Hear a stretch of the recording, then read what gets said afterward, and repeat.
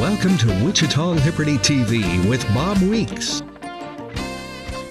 Hello, I'm Bob Weeks for Wichita Liberty TV, your weekly source for news, analysis, and commentary about Wichita and Kansas government and public policy.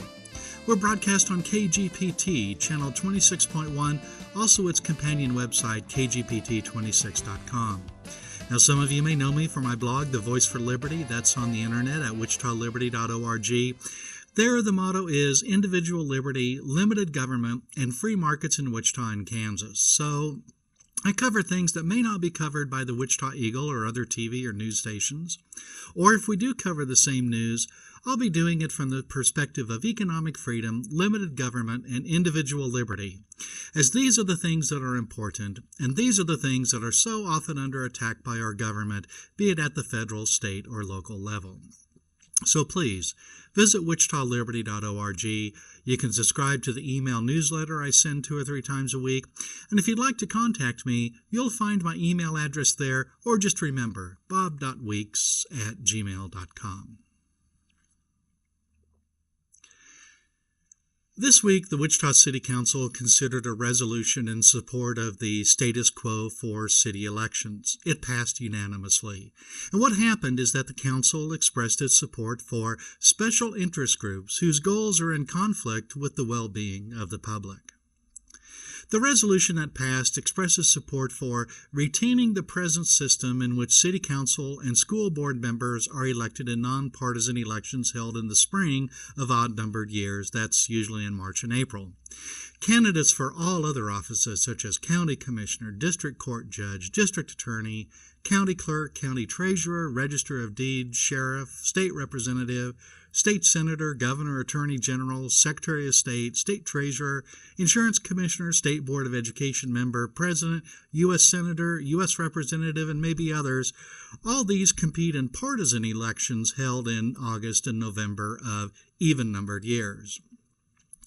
Now, the difference between partisan and nonpartisan elections, at least in Kansas, is that in partisan elections, candidates run identified as members of a party.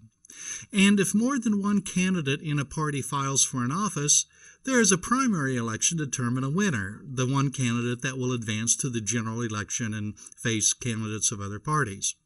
In Kansas, the 2 parties that work this way are the Democratic and Republican parties. Other parties, such as the Libertarian Party, they select their candidates through conventions instead of primary elections. And there's also a process for independent candidates to be put on the ballot. In nonpartisan elections, candidates are not identified as members of a party, and any number of candidates may run in the primary. The top 2 vote-getters in the primary election advance and meet in the general election. Now, the proposed resolution that the City Council passed, it's full of language supporting lofty ideals. It mentions local control, concern over low voter turnout, the complexity of making changes to the system, partisan politics, and even the Hatch Act, whatever that is. And remarks from council members during discussion of the matter was similarly high-minded and lofty. Council member Janet Miller said, "We've been successful and we don't need to fix something that isn't broken." Council member James Clendenin said that something along the lines that changing fall elections would prevent the council from making decisions for the citizens that have elected us. And Mayor Brewer talked about the needs of the community that must be taken care of today, and that this is not a partisan political issue. And a speaker from the public said that we do not need to filter local issues through ideology, as is the case, he said, at the Sedgwick County Commission. Now, I'm of the opinion that whenever someone criticizes their opponents as ideological, well, they don't have a very good argument. They're likely also confusing ideology with partisanship, and here's why. The Wikipedia Encyclopedia for Entry for Ideology says, an ideology is a set of conscious and unconscious ideas that constitutes one's goals, expectations, and actions. An ideology is a comprehensive vision, a way of looking at things. Ideologies are systems of abstract thought applied to public matters and thus make this concept central to politics. Implicitly, every political or economic tendency entails an ideology, whether or not it is propounded as an explicit system of thought. That's ideology. Now, in politics, a partisan is someone we usually think of as a committed member of a political party, Democrat, Republican, whatever, usually referring to politicians who strongly support their party's policies and are reluctant to compromise with their political opponents. So ideology and partisanship are very different. Well, okay, I mentioned earlier, well, actually the city mentioned it, the Hatch Act. What does that do? Well, that restricts the ability of federal executive branch employees and certain state and local government employees from participating in some political activities, such as running for office in partisan elections. Nonpartisan elections, that's okay according to the Hatch Act. And the city, believe it or not, is concerned that this could disqualify many local candidates and office holders. As if anyone already working for government also should be an office holder, whether elected in nonpartisan elections or not. Well, why should we be concerned? Why would the City Council support the current system of spring elections? Doesn't the City Council always act in the best interest of the body politic? And do they really act without regard to the ideology that they consider harmful? Well, here's the answer, quite simply. In the spring elections, voter turnout is low. Few people vote. This makes it easier for special interest groups to influence the outcome of elections. And these special interest groups are not your friends, well, unless you happen to be a member of one of the special interest groups. Well, voter turnout is low in spring elections, really low. I've gathered statistics for elections in Sedgwick County, and these numbers show that voter turnout in spring elections is much lower than in the fall elections. Well, now for these statistics, I count the August primary as part of the fall election cycle, even though, that's still in summer. But since 2000, turnout for fall elections, both primary and general, has been 44%. Over the same period, spring election turnout has been just 18%, less than half as much. And remarkably, of special Wichita citywide election in February 2012, with just one question on the ballot, had a voter turnout of 13.7%.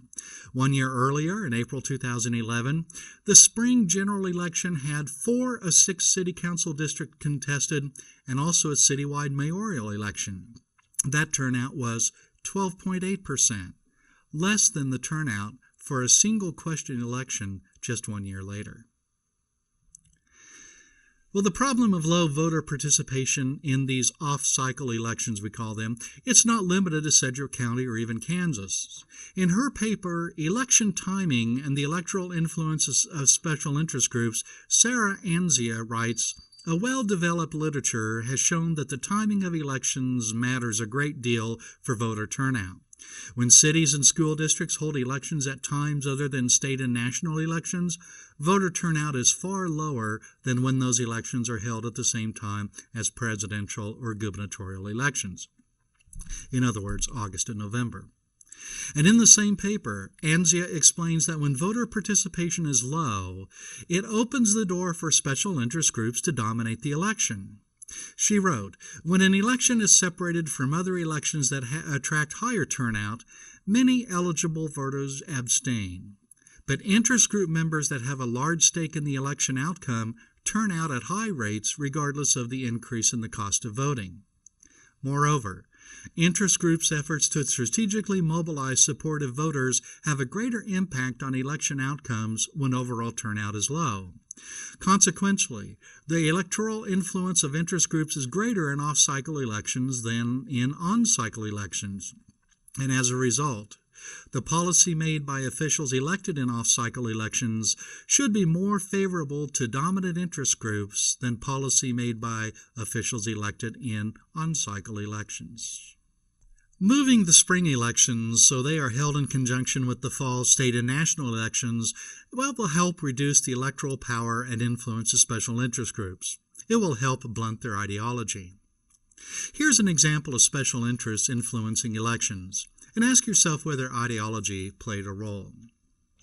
In January 2013, candidates for Wichita City Council filed campaign finance reports covering the entire calendar year 2012. That year was the ramp-up period for elections that were held in February and March 2013. And two filings in particular illustrate the need for campaign finance and election reform in Wichita and Kansas as well. So we had two city council incumbents, both who had indicated their intent to run in the spring 2013 elections. They received campaign contributions in calendar year 2012 from only two sources. One source was a group of principals and executives of Key Construction Company, and another group associated with movie theater owner Bill Warren. The incumbent candidates that received these contributions, they are Wichita City Council member James Clendenin and Wichita City Council member LaVonda Williams. And except for just $1.57 in unitemized contributions to Clendenin, these two groups accounted for all the campaign contributions received by these two incumbents during an entire year. Those associated with Key Construction gave a total of $7,000, $4,000 to Williams, and $3,000 to Clendenin. And those associated with movie theater owner Bill Warren gave $5,000, all of it to James Clendenin. Now, you may be wondering, do these two groups have an extraordinarily keen interest in Wichita city government that's not shared by anyone else? Do they have an ideology, we might wonder? Well, yes, they do, and it's not benevolent. Both of these groups have benefited from the cronyism of the Wichita City Council, in particular members Williams and Clendenin. Both groups and the politicians they support are symptomatic of the problems of special interests influencing low turnout elections. Do you remember how Councilmember Clendenin spoke in lofty terms about doing things for the best interests of the people? Well, when a campaign is so dependent on a small group of campaign donors, well, those donors make contributions for a reason. And if we look at school board elections, we see special interest groups at play again. Did you know that architects and construction companies are intensely interested in school board elections? Why, you might ask? Well, school districts like Wichita have a lot of money to spend on buildings. These architects and construction companies are perfectly happy to build anything that the school districts want, and the more expensive, the better. In 2008, voters in the Wichita School District voted on a bond issue for new and remodeled facilities. The architectural firm of Schaefer, Johnson, Cox, and Fry contributed mightily and heavily to the campaign. And then, after the bond issue passed, the school board voted to award this firm a contract worth 1% of the bond money spent, or about $3.7 million. And to top it off, the contract was awarded without competitive bid. Well, that contract, the no-bid contract, was for overall management of the bond spending, whatever that means. Well, in 2009, after the school board awarded a first round of contracts from the bond issue money, I plotted the contributions made to the bond campaign versus the value of contracts received. Well, on the chart that you're seeing right now, does it look to you like there's a correlation? It does to me. We might be excused for concluding that the ideology of the Wichita School Board members is to reward bond campaign donors. When voter turnout is low, special interest groups have outsized influence. Their ideologies play large roles in low turnout elections, and Wichita City Council members know this, and they like this system.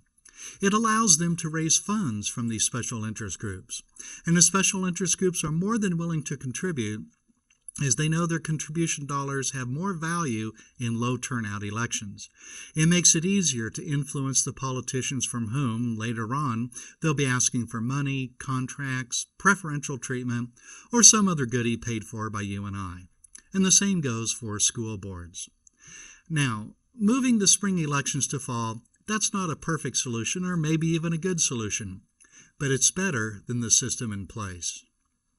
Oh, and I wish the City Council, the Wichita City Council, was more ideological.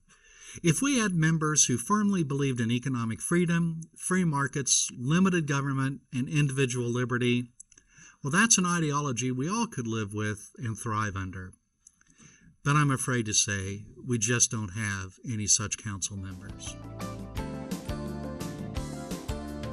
Welcome back to Wichita Liberty TV. I'm Bob Weeks.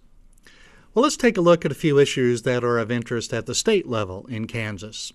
We have a campaign going on for the governorship of Kansas, and each side presents facts, evidence, and statistics that best make the case it wants to make. And sometimes the campaigns exaggerate or even make misstatements of fact, you might be shocked to learn. And both sides are guilty of this. But here's what's really interesting. When two liberal newspapers in Kansas notice and report the lies told by a Democratic candidate for governor, we know there's really a problem. Okay, the Kansas City Star is really a Missouri newspaper, but it covers northeastern Kansas and Kansas statewide too. Peter Hancock wrote in the Lawrence Journal-World, he said Representative Paul Davis, Democrat of Lawrence, the presumptive Democratic nominee for governor, reportedly claimed again last week that school funding cuts under Governor Sam Brownback's administration have led to thousands of teacher layoffs, a claim that has already been shown to be greatly exaggerated. And on the same day, Steve Kraske of the Kansas City Star reported Kansas Democratic gubernatorial candidate Paul Davis appears to be exaggerating the number of teacher layoffs under Governor Sam Brownback. In an Overland Park forum last week, Davis said that the governor's budget cuts to education had resulted in thousands of teacher layoffs. But an annual personnel report from the state education department showed that a total of only 201 teachers were the victims of a reduction in force in the 2011 and 2012 school years. Now, none of this is news, at least to those who have been paying attention and are willing to dig into the Kansas State Department of Education for statistics. Well, the part about Paul Davis telling lies is news, and it is ongoing and contrary to the facts that Representative Davis must surely know. And if he doesn't know, what does that tell us? Well, last July, I obtained, analyzed, and reported on Kansas school employment trends. I found that the situation is not the same in every school district, but considering the state as a whole, two trends emerge. For the past 2 years, the number of teachers employed in Kansas public schools has risen, and correspondingly, the pupil-teacher ratio has fallen.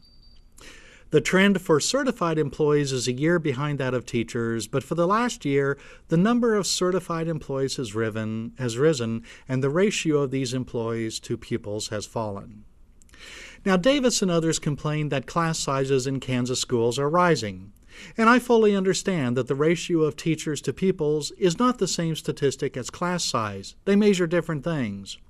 But if Kansas schools, considered as a whole, have rising teacher and certified employment levels that in turn lead to decreasing pupil-to-teacher ratios, and at the same time class sizes are really increasing, well, we have to wonder about the management of Kansas schools. Well, at wichitaliberty.org, I've created interactive visualizations that let you examine the employment levels and ratios in Kansas school districts. There's also a video that you can watch. Now, something else that's an issue in Kansas is RPS, which stands for Renewable Portfolio Standard. This is a law that requires a certain amount of electricity generated in Kansas to be produced from renewable sources. Solar energy counts, but by far the largest source of this renewable power is wind farms. Now, supporters of wind power in Kansas say that our state has huge potential for wind farm sites, and I'm sure that's true. They also say that wind power is inexpensive and that we need to shift to renewable sources of electricity instead of relying on fossil fuels like coal and natural gas. Now, there's some controversy over the cost of wind power versus other power, but I do know this. Producers of wind power are paid tax credits by federal taxpayers for each unit of electricity produced. And let's be clear about that. Tax credits are economically equivalent to cash payments. And whenever it appears that this tax credit might expire, the wind industry says it's not feasible to produce wind power without the credit. And the industry fiercely protects the mandates for its use and supports increasing the mandate to even a higher level. We might ask why. If wind power is so desirable, is a subsidy required? And why do we have to be forced to use it if it's so desirable? Now, when you ask questions like this, supporters of wind power deflect your attention to subsidies that some oil companies receive. These are what's called the intangible drilling costs and the percentage depletion allowance. Now, these programs are deductions from income, not credits that are dollar for dollar equivalent to cash. The deductions do provide an economic benefit to the oil companies that can use them, and big oil can't use percentage depletion at all. But these deductions are not valuable to the extent that tax credits are. In some respect, these deductions are just like the deductions that any other business takes for the cost of producing a product. But to the extent that the oil business or any other industry has special tax treatment, we should support a phase-out of all tax favoritism. But the fossil fuel industry enjoys nothing like the taxpayer support that wind does. If we look at federal subsidies for the production of electricity, coal receives 64 cents per megawatt hour, and natural gas is at the same level, 64 cents. Nuclear power is at a bit higher, $3.10, and wind power is at $52.48 per megawatt hour, or 85 times the rate as fossil fuels. And solar power is off the chart, receiving $968 per megawatt hour compared to $52 for wind and 64 cents for fossil fuels. Another way to look at these statistics, as you can see in the chart, is that wind power receives 42% of all energy subsidies, but produces just 2.3% of the electricity in America. Coal, on the other hand, accounts for 45% of electricity production and receives just 10% of the subsidies. That's quite an advantage for wind power. Okay, what about the polar bears? That is, what about global warming? Well, for the last 15 years or so, the climate models that global warming alarmists use have predicted rising temperatures, but actual temperatures have been stable and unchanged. Also, while the United States economy is becoming more carbon efficient, countries like China and India are not. Anything we can do in America to cut back on carbon emissions is overwhelmed by the increases in China and India. Now, it would be one thing if wind power was just an alternative form of electricity production, but it's more expensive and less reliable than other forms of electrical generation. And, like our sales tax on food in Kansas, high energy prices affect low-income people disproportionately. They are hurt the most. Now, the wind energy industry says it's a young industry and it just needs a little more help to get on its feet to where it can compete with other energy sources. Well, the wind energy industry has been saying this for a long time. Let's ask the wind energy industry to live up to its claims and stop pestering the taxpayer for subsidies and mandates.